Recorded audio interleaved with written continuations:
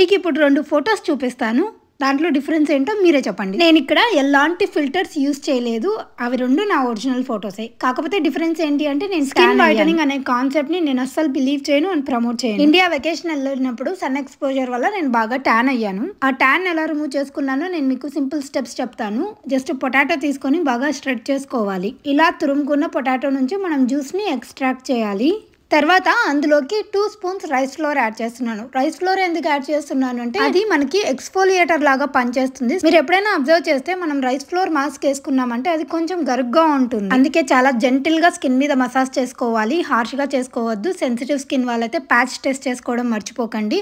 నాది normal to dry skin. Tan remove చేసుకోవడానికి అయితే నేను ఈ మాస్క్ ని 2 టైమ్స్ ఏ వీక్ యూస్ చేశాను. స్కిన్ మీద ప్యాక్ ఎక్కువసేపు డ్రై అవ్వనివ్వకుండా ఇలా మసాజ్ చేసుకొని వెంటనే వాష్ చేసుకుంటే సరిపోతుంది.